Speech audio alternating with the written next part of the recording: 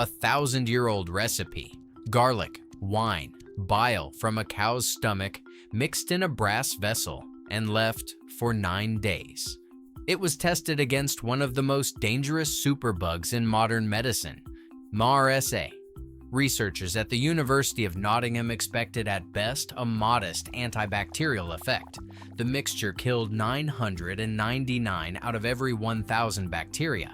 In a wound model on mice, it matched or outperformed vancomycin, the drug we reach for when everything else has failed. The people who wrote that recipe didn't know what bacteria were. They had no germ theory and no microscopes, but they nailed the formula down to the waiting period that turned out to be essential. Medieval villagers lived without doctors or hospitals. They had no understanding of why people got sick. So when epidemics swept through, and they did, wiping out 1 in every 2 or 3 people in some regions, what kept the survivors alive?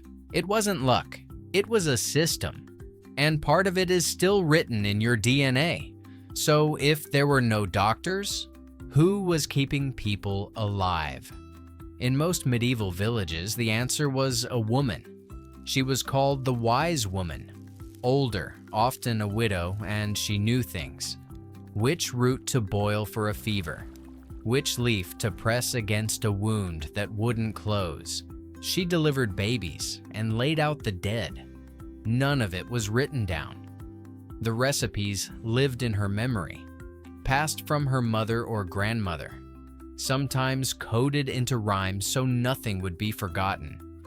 If you got sick in a medieval village, she was the one who showed up at your door. And she wasn't guessing. Archaeologists studying medieval skeletons have found fractures that healed cleanly, bones knit back together in proper alignment. Someone set those bones. Someone knew what they were doing. She wasn't working alone, though. Across medieval Europe, monasteries functioned as the closest thing to a public healthcare system. An architectural blueprint drawn around 820 AD, the Plan of St. Gall, lays out a full medical complex inside a Benedictine monastery. An infirmary with 16 beds, a physician's house, a bloodletting building, and a physic garden for medicinal herbs. One monk, the infirmarius, was assigned full-time to the sick, chosen for temperament and skill, not rank. Another, the herbarian, had special permission to leave the monastery walls and forage for wild plants. They took in peasants, travelers, anyone, and they washed their hands before treating the sick, ventilated their infirmary wards, and fed recovering patients meat when the rest of the monastery ate bread and broth. Centuries before germ theory, they'd landed on habits that actually reduced infection. So the healers were there. What were they working with? In 1785, an English physician named William Withering credited a village wise woman for suggesting foxglove to treat heart conditions. It worked. The active compound, digitalis, is still prescribed today. That's a trained doctor, on the record, admitting a healer with no formal education knew something he didn't. The most striking example, though, is about 800 years older. In the British Library, there's a leather-bound manuscript from the 10th century called Bald's Leech Book, one of the earliest medical texts in Old English. Among its recipes is a salve for eye infections. Equal parts garlic and a second allium, probably leek or onion, mixed with wine and bile from a cow's stomach, placed in a brass vessel, and left for exactly 9 days.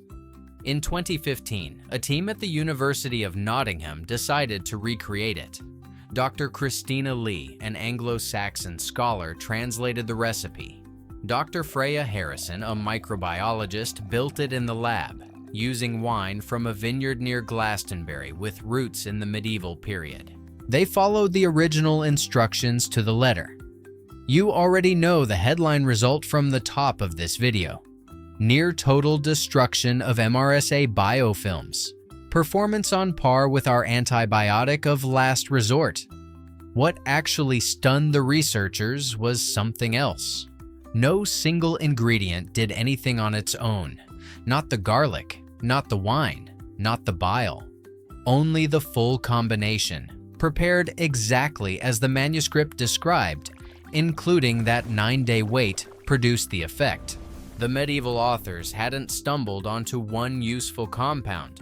They'd built a system where the ingredients needed each other, and modern pharmacology, which typically isolates single molecules, may have been overlooking this kind of combinatorial logic for decades.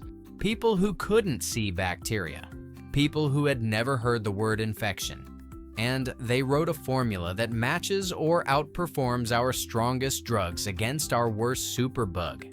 That is a peer-reviewed result, published in scientific reports.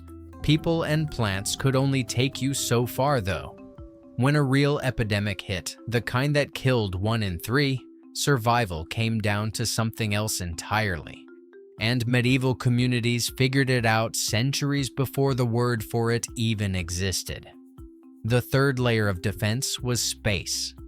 Medieval villages that sat far from major trade routes had a quiet advantage most of them never even knew about. The plague traveled the way goods traveled, along roads, rivers, and port cities. A network analysis of medieval trade routes found that cities with more connections to other trading hubs suffered higher death rates, and that the relationship was predictable. Villages tucked into mountain valleys or sitting at the dead end of a road could be bypassed entirely.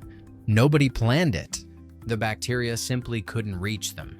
Eventually, though, someone turned that accident into a policy. In 1377, the city council of Ragusa, modern-day Dubrovnik, Croatia, voted on a law that would reshape public health for centuries.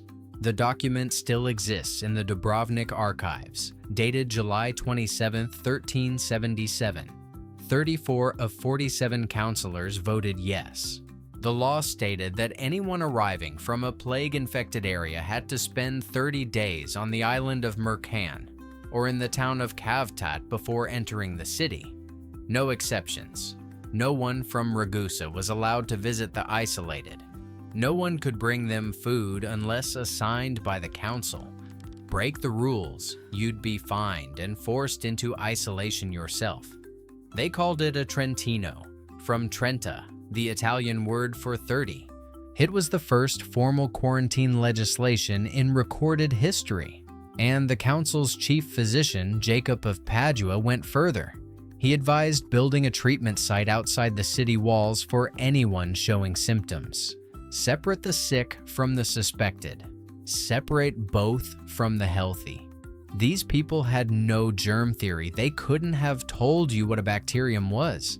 But they understood transmission well enough to design a system that worked. Over the next century, Venice extended the isolation period to 40 days, quaranta in Italian, and that's where we get the word quarantine. In 1423, Venice built one of the first permanent plague hospitals on an island in the lagoon, the Lazaretto. Patients got fresh food, clean bedding, and actual medical care, all funded by the state. Real infrastructure, purpose-built for containment. One detail closes the circle. Scientists now estimate that a complete outbreak of bubonic plague runs roughly 37 days. The 40-day quarantine, chosen partly for practical reasons, partly because 40 was a sacred number in Christian tradition, was almost exactly right. Whether by observation or by luck, they landed within 3 days of the correct answer, 600 years before anyone could have calculated it. That tradition, isolate, contain, wait, survived for centuries. And in 1665, a tiny English village proved it could still save lives. Am sits in the Peak District of Derbyshire, about 13 miles southwest of Sheffield. In late August of that year, a package of cloth arrived from London, where the plague was already killing thousands. George Vickers, a tailor's assistant, opened the bundle and hung the damp fabric by the fire to dry. He didn't know the cloth was carrying plague-infected fleas. He was dead within 10 days. By October, 29 more villagers had died. The disease slowed over winter, then roared back in the summer of 1666. What happened next is what makes AM extraordinary. The village's rector, William Mompesson, 28 years old, barely a year into the job, joined forces with his predecessor, Thomas Stanley, and called a village meeting. Their proposal: no one leaves. The entire village would seal itself off from the surrounding countryside to keep the plague from reaching Sheffield and Manchester. Most agreed. They laid a ring of boundary stones in a 1-mile circle around the village. Food and supplies from neighboring towns were left at the stones. In return, villagers placed coins in hollowed-out rocks filled with vinegar. They believed it cleansed the money of contagion. Church services moved outdoors to reduce contact. Families buried their own dead. Elizabeth Hancock buried her husband and 6 children in 8 days, dragging each body to a nearby field herself because no one else could come close. The site, called the Riley Graves, is still there. The quarantine lasted 14 months. A study published in the Proceedings of the Royal Society B revisited the parish records and tax rolls and found the village had roughly 700 inhabitants, nearly double previous estimates. 257 died. The revised mortality rate, about 37%, far lower than the 75% long repeated in popular accounts. The plague stopped at Ayam's boundary stones. Sheffield was spared. Manchester was spared. A tradition born in a Dubrovnik council chamber in 1377 held fast in a Derbyshire village almost 300 years later. People, plants, distance. 3 layers, all of them visible, all of them the work of human hands. There was a 4th, though. One the villagers couldn't see, couldn't plan for, and didn't know they had. And scientists only found it by reading the bones of the dead. In 2022, a team from the Institut Pasteur, McMaster University, and the University of Chicago published a study in Nature that did something no one had done before. They extracted DNA from the bones of people buried in London and Denmark. Some who died just before the Black Death arrived, some who died during it, and some who lived through it and died years later. 3 snapshots of the same population separated by a catastrophe. They were looking for a shift. If the plague killed selectively, if certain genetic traits made you more likely to survive, then the DNA of the survivors should look different from the DNA of the dead. It did. One gene stood out: ERAP2. People who carried 2 copies of a specific variant of this gene had immune cells that were measurably better at fighting Yersinia pestis, the bacterium behind the plague.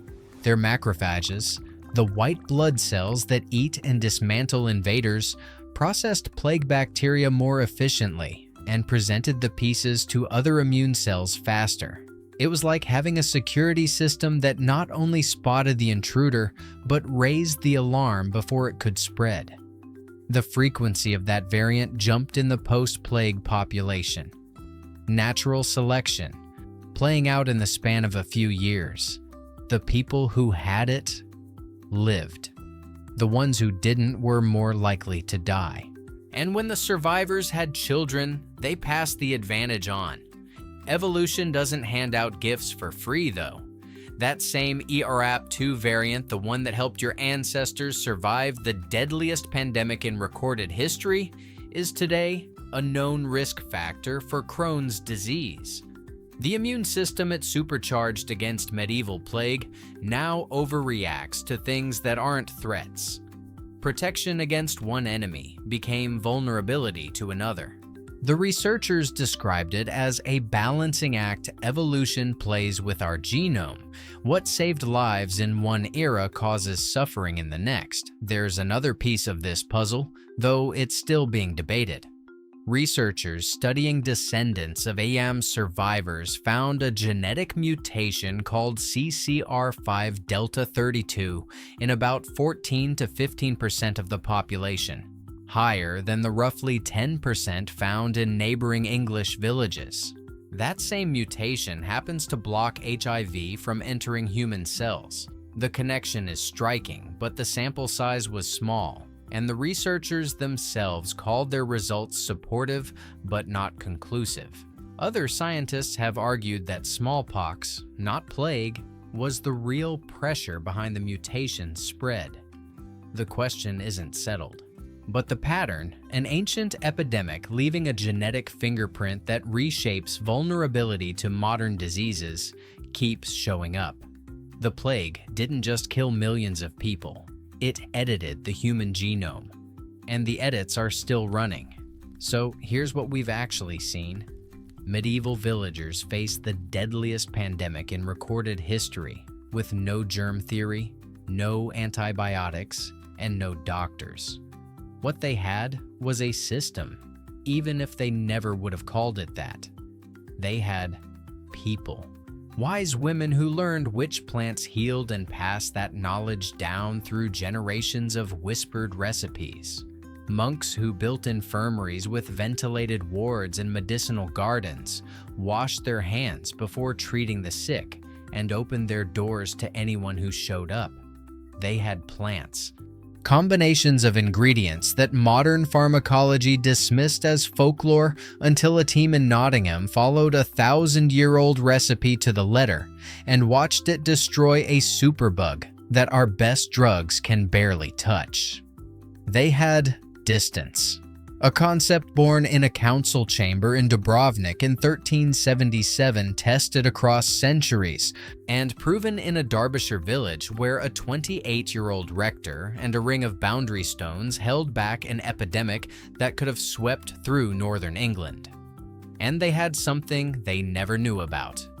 A variant in a gene called ERAP2 that made some immune systems faster and sharper against the plague. A variant that was already being selected for while the bodies were still being buried. The same variant that today makes their descendants more likely to develop Crohn's disease. Protection and vulnerability, written into the same strand of DNA.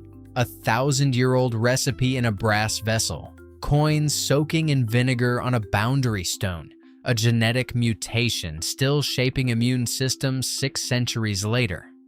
None of these people knew why their defenses worked. They just knew that they did. And we're still catching up. What do we think we know right now that a future generation will have to rediscover? If you enjoyed this story, subscribe. There are plenty more where this came from. See you in the next one.